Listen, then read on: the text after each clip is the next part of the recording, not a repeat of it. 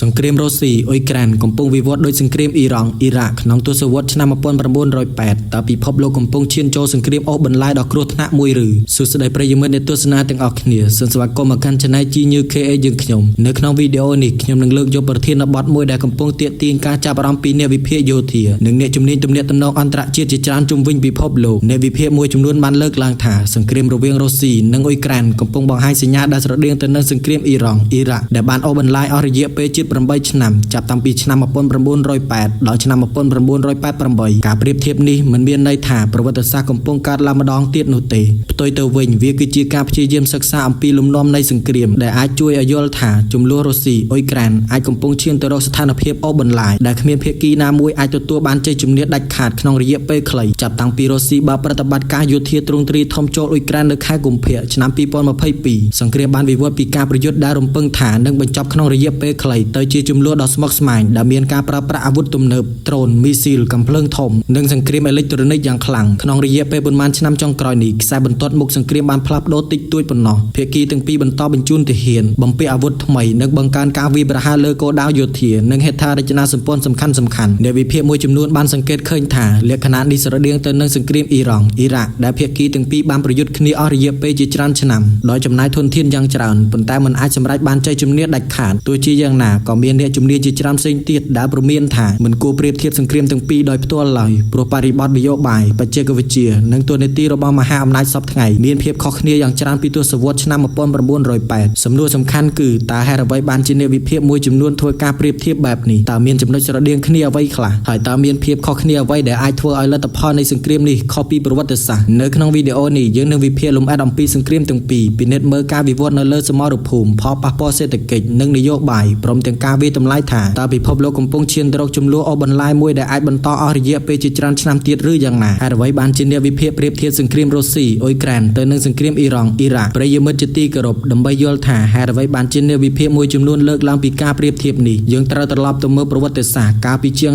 40ឆ្នាំមុនសង្គ្រាមអ៊ីរ៉ង់អ៊ីរ៉ាក់បានផ្ទុះឡើងនៅថ្ងៃទី22ខែកញ្ញាឆ្នាំ1908នៅពេលដែលប្រទេសអ៊ីរ៉ាក់ក្រោមការដឹកនាំរបស់លោកសាដាមហ៊ូសេនបានបើកការវាយលុកចូលទឹកដីអ៊ីរ៉ង់នៅពេលនោះមេដឹកនាំអ៊ីរ៉ាក់ជឿថាអ៊ីរ៉ង់កំពុងស្ថិតក្នុងភាពចលាចលបន្ទាប់ពីបដិវត្តន៍អ៊ីស្លាមឆ្នាំ1979ហើយគិតថាអាចទទួលបានជ័យជំនះយ៉ាងឆាប់រហ័សប៉ុន្តែអ្វីដែលរំពឹងថានឹងបញ្ចប់ក្នុងរយៈពេលខ្លីបានប្រែក្លាយទៅជាសង្គ្រាមដ៏បង្ហូរឈាមដែលអូសបន្លាយអស់រយៈពេលជិត8ឆ្នាំភាគីទាំងពីរបានបាត់បង់កម្លាំងមនុស្សយ៉ាងច្រើនចំណាយថវិកាយោធារាប់ពាន់លានដុល្លារហើយហេដ្ឋារចនាសម្ព័ន្ធសេដ្ឋកិច្ចត្រូវបានបំផ្លាញយ៉ាងធ្ងន់ធ្ងរអ្នកប្រវត្តិសាស្ត្រជាច្រើនពិពណ៌នាសង្គ្រាមនោះថាសង្គ្រាមដែលគ្មានអ្នកឈ្នះពិតប្រាកដព្រោះនៅពេលបញ្ចប់ក្នុងឆ្នាំ1988ព្រំដែនរវាងប្រទេសទាំងពីរស្ទើរតែមិនផ្លាស់ប្ដូរពីមុនសង្គ្រាមឡើយអ្នកវិភាគសពថ្ងៃមើលឃើញថាសង្គ្រាមរុស្ស៊ីអ៊ុយក្រែនក៏កំពុងបង្ហាញលក្ខណៈស្រដៀងគ្នានៅក្នុងចំណុចមួយចំនួនទី1សង្គ្រាមដែលអូសបន្លាយលើសការរំពឹងទុកនៅដើមឆ្នាំ2022មនុស្សជាច្រើនគិតថាចំនួននេះអាចបញ្ចប់ក្នុងរយៈពេលប៉ុន្មានសប្តាហ៍ឬប៉ុន្មានខែប៉ុណ្ណោះប៉ុន្តែបន្ទាប់ពីការប្រយុទ្ធអស់ជាច្រើនឆ្នាំសង្គ្រាមនៅតែបន្ត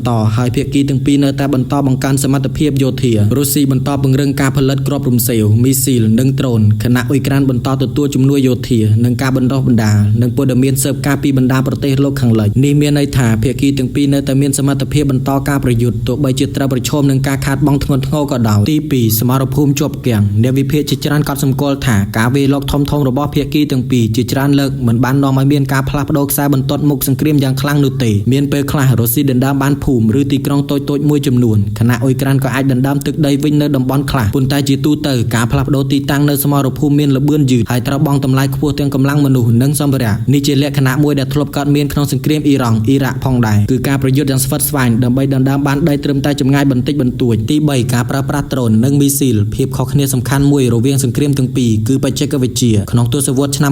1908ភាគីទាំងពីរពឹងផ្អែកលើយន្តហោះចម្បាំងកាំភ្លើងធំនិងរថក្រោះជាចម្បងប៉ុន្តែសប្តាហ៍ថ្ងៃដ្រូនបានក្លាយជាអាវុធដ៏សំខាន់ទាំងរុស្ស៊ីនិងអ៊ុយក្រែនប្រើប្រាស់ដ្រូនសម្រាប់ការស៊ើបការកំណត់គោលដៅនិងការវាយប្រហារលើឃ្លាំងអាវុធមូលដ្ឋានយោធាស្ពានរោងចក្រផលិតអាវុធនិងហេដ្ឋារចនាសម្ព័ន្ធថាមពលបន្ថែមពីនេះការវាយប្រហារដោយមីស៊ីលរយៈចម្ងាយឆ្ងាយបានធ្វើឲ្យសង្គ្រាមលាតសន្ធឹងលើតំបន់ធំជាងសមរភូមិផ្ទាល់ទី4សង្គ្រាមសេដ្ឋកិច្ចអ្នកវិភាគក៏ចង្អុលបង្ហាញថាសប្តាហ៍ថ្ងៃមិនមែនមានតែការបាញ់ប្រហារប៉ុណ្ណោះទេរុស្ស៊ីប្រឈមនឹងទណ្ឌកម្មសេដ្ឋកិច្ចពីបណ្ដាប្រទេសលោកខាងលិចខណៈអ៊ុយក្រែនពឹងផ្អែកយ៉ាងខ្លាំងលើជំនួយហិរញ្ញវត្ថុនិងយោធាពីសម្ព័ន្ធមិត្តនេះបង្កើតជាការប្រកួតប្រជែងមួយទៀតគឺការប្រកួតផ្នែកឧស្សាហកម្មការផលិតអាវុធសមត្ថភាពសេដ្ឋកិច្ចនិងការគាំទ្រពីដៃគូអន្តរជាតិដូច្នេះហើយទោះ ទោះបីការប្រយុទ្ធកើតឡើងនៅលើទឹកដីអ៊ុយក្រែនក៏ដោយផលប៉ះពាល់របស់វាបានឆ្លងកាត់ទីផ្សារថាមពលពាណិជ្ជកម្មអន្តរជាតិនិងសន្តិសុខស្បៀងអាហារពិភពលោកប៉ុន្តែទន្ទឹមនឹងចំណុចស្រដៀងទាំងនេះអ្នកជំនាញជាច្រើនក៏បានបញ្ជាក់ថាមានភាពខុសគ្នាធំៗជាច្រើនដែលអាចធ្វើឲ្យលទ្ធផលនៃសង្គ្រាមរុស្ស៊ីអ៊ុយក្រែនមិនដូចសង្គ្រាមអ៊ីរ៉ង់អ៊ីរ៉ាក់នោះឡើយនៅចំណុចបន្ទាប់យើងនឹងពិនិត្យលម្អិតអំពីភាពខុសគ្នាសំខាន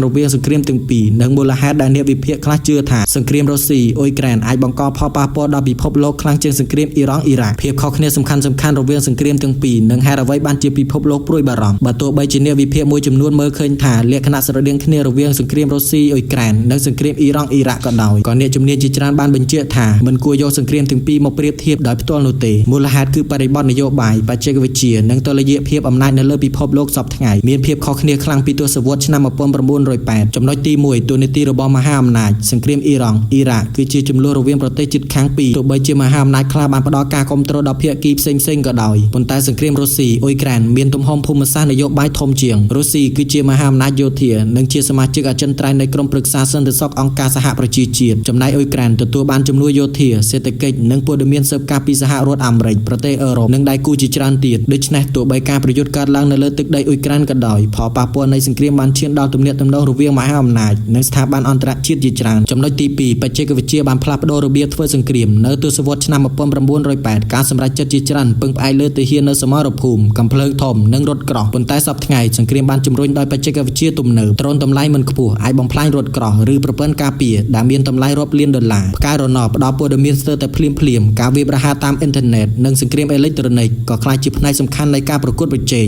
នេះមានន័យថាកម្លាំងយោធាសម័យទំនើបមិនត្រឹមតែប្រកួតគ្នាដោយចំនួនទាហានប៉ុណ្ណោះទេប៉ុន្តែថែមទាំងប្រកួតគ្នាលើសមត្ថភាពបច្ចេកវិទ្យាចំណុចទី3សេដ្ឋកិច្ចនិងឧស្សាហកម្មក្លាយជាសមរភូមិមួយទៀតអ្នកវិភាគជាច្រើនបានលើកឡើងថាសង្គ្រាមនេះមិនមែនជាការប្រយុទ្ធដោយអាវុធតែមួយមុខឡើយវាក៏ជាការប្រកួតផ្នែកឧស្សាហកម្មនិងសមត្ថភាពផលិតផងដែរភាគីដែលអាចផលិតដ្រូនមីស៊ីលគ្រាប់រំសេវនិងការជួសជុលសម្ភារៈយោធាបានលឿនជាងអាចមានសមត្ថភាពបន្តប្រយុទ្ធបានយូរជាងក្នុងពេលជាមួយគ្នានេះទណ្ឌកម្មសេដ្ឋកិច្ចការគ្រប់គ្រងការនាំចេញបច្ចេកវិទ្យានិងការប្រកួតប្រជែងលើធនធានថាមពលបានក្លាយជាផ្នែកមួយនៃសង្គ្រាមផងដែរចំណុចទី4ផលប៉ះពាល់ដល់ពិភពលោកសង្គ្រាមនេះមិនបានប៉ះពាល់តែរុស្ស៊ីនិងអ៊ុយក្រែនប៉ុណ្ណោះទេតម្លៃថាមពលការផ្គត់ផ្គង់គ្រាប់ធនជាតិការដឹកជញ្ជូនតាមសមុទ្រនិងទីផ្សារហិរញ្ញវត្ថុអន្តរជាតិសិតតែរងឥទ្ធិពលពីការវិវត្តនៃសង្គ្រាមប្រទេសជាច្រើនបានបង្កើនការចំណាយលើវិស័យការពារជាតិនិងវិនិយោគបន្ថែមលើការផលិតអាវុធក្នុងពេលតែមួយក្រុមហ៊ុនជាច្រើនក៏កំពុងបង្កើនការផលិតដ្រូនប្រព័ន្ធការពារដែនអាកាសនិងបច្ចេកវិទ្យាយោធាផ្សេងៗតើសង្គ្រាមអាចអូសបន្លាយដោយសង្គ្រាមអ៊ីរ៉ង់អ៊ីរ៉ាក់ដែរឬទេនេះគឺជាសំណួរដែលមិនទាន់មានចម្លើយច្បាស់លាស់អ្នកវិភាគខ្លះយល់ថាប្រសិនបើគ្មានដំណោះស្រាយនយោបាយឬការចរចាដែលអាចទទួលយកបានសម្រាប់ភាគីទាំងពីរសង្គ្រាមអាចអូសបន្លាយអស់រយៈពេលយូរទៀតប៉ុន្តែអ្នកវិភាគផ្សេងទៀតវិញបានចាត់ទុកថាការព្យាករណ៍បែបនេះគួរធ្វើដោយប្រុងប្រយ័ត្នព្រោះស្ថានភាពនៅលើសមរភូមិការគ្រប់គ្រងពីសម្ព័ន្ធមិត្តនិងការសម្រេចចិត្តផ្នែកនយោបាយអាចផ្លាស់ប្ដូរយ៉ាងឆាប់រហ័សដូច្នេះការប្រៀបធៀបជាមួយអ៊ីរ៉ង់អ៊ីរ៉ាក់គឺជាមធ្យោបាយមួយសម្រាប់ការពន្យល់ពីលក្ខណៈនៃសង្គ្រាមអូសបន្លាយប៉ុន្តែមិនមែនជាការបញ្ជាក់ថាលទ្ធផលចុងក្រោយនឹងដូចគ្នានោះឡើយប្រិយមិត្តជាទីគោរពយើងនឹងបន្តវិភាគអំពីសេណារីយ៉ូដែលអាចកើតមានក្នុងរយៈពេលខាងមុខនិងថាតើភាគីណាអាចទទួលបានប្រៀបក្នុងចំនួនដ៏ស្មុគស្មាញនេះតើសង្គ្រាមអាចបន្តយូរប៉ុណ្ណាសេណារីយ៉ូដែលអ្នកវិភាគកំពុងពិភាក្សាប្រិយមិត្តបន្ទាប់ពីបានពិនិត្យមើលទាំងចំណុចស្រដៀងនិងភាពខុសគ្នារវាងសង្គ្រាមរុស្ស៊ីអ៊ុយក្រែននិងសង្គ្រាមអ៊ីរ៉ង់អ៊ីរ៉ាក់សំណួរដែលគេចាប់អារម្មណ៍ជាងគេនៅពេលនេះគឺ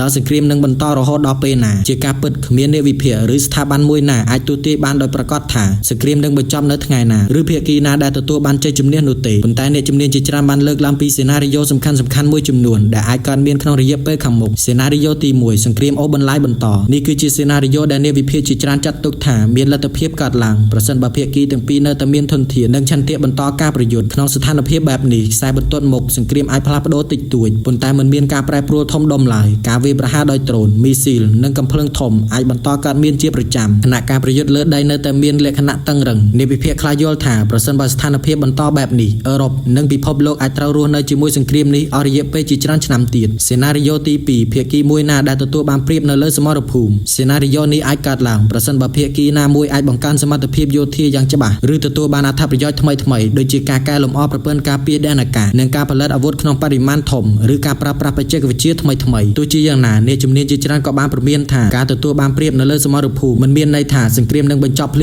មៗនោះទេជ័យជំនះផ្នែកយោធាមិនតែងតែនាំទៅរកដំណោះស្រាយនយោបាយនោះឡើយសេណារីយ៉ូទី3ការចរចានិងបទឈប់បាញ់សេណារីយ៉ូនេះត្រូវបានគេនិយាយជាញឹកញាប់ប៉ុន្តែការអនុវត្តពិតប្រាកដមានភាពស្មុគស្មាញការឈានទៅរកបទឈប់បាញ់ឬកិច្ចព្រមព្រៀងសន្តិភាពតម្រូវឲ្យភាគីពាក់ព័ន្ធយល់ព្រមលើបញ្ហា សំខាន់ជាច្រើនដូចជាសន្តិសុខព្រំដែននិងការធានាផ្នែកនយោបាយដោយសារតែភាពខុសគ្នានៃជំហរបញ្ហាទាំងនេះនៅតែជាឧបសគ្គធំមួយសម្រាប់ការចរចាទូនាទីរបស់ដ្រូននិងបច្ចេកវិទ្យាបើមានអ្វីមួយដែលធ្វើឲ្យសង្គ្រាមនេះខុសពីសង្គ្រាមក្នុងអតីតកាលនោះគឺជាការរីកចម្រើននៃបច្ចេកវិទ្យាដ្រូនប្រភេទផ្សេងៗបានផ្លាស់ប្ដូររបៀបធ្វើសង្គ្រាមយ៉ាងខ្លាំងពួកវាត្រូវបានប្រើសម្រាប់ការស៊ើបការកំណត់គោលដៅការវាយប្រហារលើឃ្លាំងអាវុធនិងហេដ្ឋារចនាសម្ព័ន្ធសំខាន់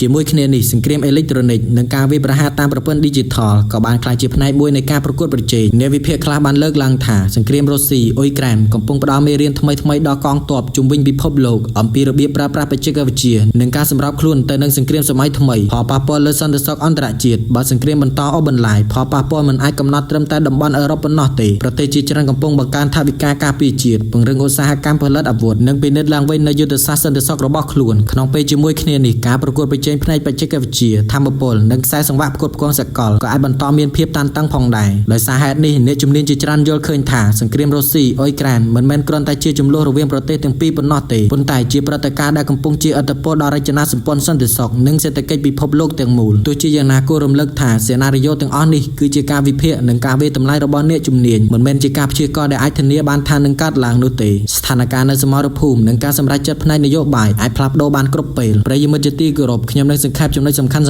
និងការវិភាគតើមេរៀនពីសង្គ្រាមអ៊ីរ៉ង់អ៊ីរ៉ាក់អាចផ្ដល់អ្វីខ្លះដល់ការយល់ដឹងអំពីសង្គ្រាមរុស្ស៊ីអ៊ុយក្រែនមេរៀនពីប្រវត្តិសាស្ត្រនិងអនាគតនៃសង្គ្រាមរុស្ស៊ីអ៊ុយក្រែនបន្ទាប់ពីបានពិនិត្យប្រវត្តិសាស្ត្រស្ថានភាពបច្ចុប្បន្ននិងទស្សនៈរបស់អ្នកវិភាគជាច្រើននឹងអាចសន្និដ្ឋានបានថាការប្រៀបធៀបសង្គ្រាមរុស្ស៊ីអ៊ុយក្រែនទៅនឹងសង្គ្រាមអ៊ីរ៉ង់អ៊ីរ៉ាក់គឺជាការប្រៀបធៀបលើលក្ខណៈនៃសង្គ្រាមអូសបន្លាយមិនមែនជាការអះអាងប្រវត្តិសាស្ត្រនឹងកើតឡើងដដែលនោះឡើយក្នុងសង្គ្រាមអ៊ីរ៉ង់អ៊ីរ៉ាក់ភាគីទាំងពីរបានប្រយុទ្ធអស់រយៈពេល8ឆ្នាំពួកគេបានចំណាយធនធានយ៉ាងច្រើនបាត់បង់កម្លាំងមនុស្សរាប់សែននាក់និងរងការខូចខាតសេដ្ឋកិច្ចយ៉ាងធ្ងន់ធ្ងរនៅទីបញ្ចប់សង្គ្រាមបានបញ្ចប់ដោយបទឈប់បាញ់ហើយព្រំដែនសំខាន់ស្ទើរតែមិនអាចផ្លាស់ប្ដូរពីមុនសង្គ្រាមឡើយអ្នកវិភាគមួយចំនួនមើលឃើញថាសង្គ្រាមរុស្ស៊ីអ៊ុយក្រែនក៏កំពុងបង្ហាញសញ្ញាខ្លះៗដែលស្រដៀងគ្នាដូចជាការប្រយុទ្ធរយៈពេលវែងការប្រើប្រាស់ធនធានយ៉ាងច្រើនការពឹងផ្អែកលើឧស្សាហកម្មផលិតអាវុធនិងការប្រឈមមុខនឹងការលំបាកក្នុងការសម្រេចបានជ័យជំនះដាច់ខាតប៉ុន្តែមានចំណុចមួយដែលពិភពលោកទាំងមូលកំពុងយកចិត្តទុកដាក់គឺសង្គ្រាមនេះកំពុងផ្លាស់ប្ដូររបៀបធ្វើសង្គ្រាមនាពេលអនាគតដ្រូនតម្លៃមិនខ្ពស់អាចបង្កការខូចខាតដល់ប្រព័ន្ធអាវុធដែលមានតម្លៃរាប់លានដុល្លារប្រព័ន្ធផ្កាយរណបអាចផ្ដល់ព័ត៌មានស្ទើរតែភ្លាមបច្ចេកវិទ្យាបញ្ញាសិប្បនិម្មិតក៏កំពុងចូលរួមក្នុងការវិភាគទិន្នន័យនិងការគ្រប់គ្រងការសម្រេចចិត្តសង្គ្រាមអេឡិចត្រូនិកនិងការវាយប្រហារតាមប្រព័ន្ធ Digital ក៏បានក្លាយជាផ្នែកសំខាន់នៃការប្រកួតប្រជែងផងដែរដូច្នេះហើយកងទ័ពជាច្រើននៅជុំវិញពិភពលោកកំពុងសិក្សាបទពិសោធន៍ពីសង្គ្រាមនេះដើម្បីកែលម្អយុទ្ធសាស្ត្រការបណ្ដុះបណ្ដាលនិងការវិនិយោគលើបច្ចេកវិទ្យាយោធាជំនាន់ថ្មីក្នុងពេលជាមួយគ្នានេះផលប៉ះពាល់មិនអាចកើតមានតែលើវិស័យយោធាប៉ុណ្ណោះទេតែវាអាចប៉ះពាល់ដល់សេដ្ឋកិច្ចពិភពលោកទីផ្សារធម្មពលខ្សែសង្វាក់ផ្គត់ផ្គង់ការដឹកជញ្ជូនអន្តរជាតិនិងថ្លៃទំនិញនៅក្នុងប្រទេសជាច្រើនដូច្នេះហើយសង្គ្រាមនេះត្រូវបានចាត់ទុកថាជាជម្លោះដែលមានឥទ្ធិពលលើសន្តិភាពអន្តរជាតិទាំងមូលយ៉ាងណាក៏ដោយអ្នកជំនាញភាគច្រើនក៏បានបញ្ជាក់ដែរថាអនាគតនៃសង្គ្រាមនេះនៅតែមិនអាចព្យាករណ៍បានដោយប្រកបស្ថានភាពអាចផ្លាស់ប្ដូរយ៉ាងឆាប់រហ័សដោយសារកត្តាជាច្រើនដូចជាការវិវត្តនៅសមរភូមិការសម្រេចចិត្តផ្នែកនយោបាយការគ្រប់គ្រងពីសម្ព័ន្ធមិត្តនិងការចរចាការទូតមេរៀនដ៏សំខាន់មួយពីប្រវត្តិសាស្ត្រគឺថាសង្គ្រាមដែលអូសបន្លាយតែងតែនាំមកនូវការខាតបង់យ៉ាងធ្ងន់ធ្ងរទាំងជីវិតមនុស្សសេដ្ឋកិច្ចនិងស្ថិរភាពតំបន់ដូច្នេះហើយអ្នកវិភាគជាច្រើននៅតែអំពាវនាវឲ្យមានកិច្ចខិតខំប្រឹងប្រែងផ្នែកការទូតនិងការចរចាដើម្បីស្វែងរកដំណោះស្រាយប្រកបដោយនិរន្តរភាពទោះបីជាដំណើរការនេះមានភាពស្មុគស្មាញយ៉ាងណាក៏ដោយសរុបមកការប្រៀបធៀបរវាងសង្គ្រាមរុស្ស៊ីអ៊ុយក្រែននិងសង្គ្រាមអ៊ីរ៉ង់អ៊ីរ៉ាក់គឺជាការវិភាគដែលជួយឲ្យយើងយល់ដឹងអំពីលំនាំនៃសង្គ្រាមអូសបន្លាយប៉ុន្តែវាមិនអាចប្រើដើម្បីសន្និដ្ឋានថាលទ្ធផលចុងក្រោយនឹងដូចគ្នាបានទេប្រវត្តិសាស្ត្រអាចផ្ដល់មេរៀនប៉ុន្តែមិនអាចចម្លងខ្លួនឯងទាំងស្រុងឡើយសូមអរគុណប្រិយមិត្តចំពោះការតាមដានវីដេអូនេះរហូតដល់ចប់ប្រសិនបើប្រិយមិត្តគិតថាវីដេអូនេះមានប្រយោជន៍សូមចុច like share និង subscribe Channel GNewKA យើងខ្ញុំដើម្បីទទួលបានព័ត៌មានអន្តរជាតិនិងការវិភាគថ្មីៗមុនគេសូមអរគុណនិងជួបគ្នាក្នុងវីដេអូបន្ទាប់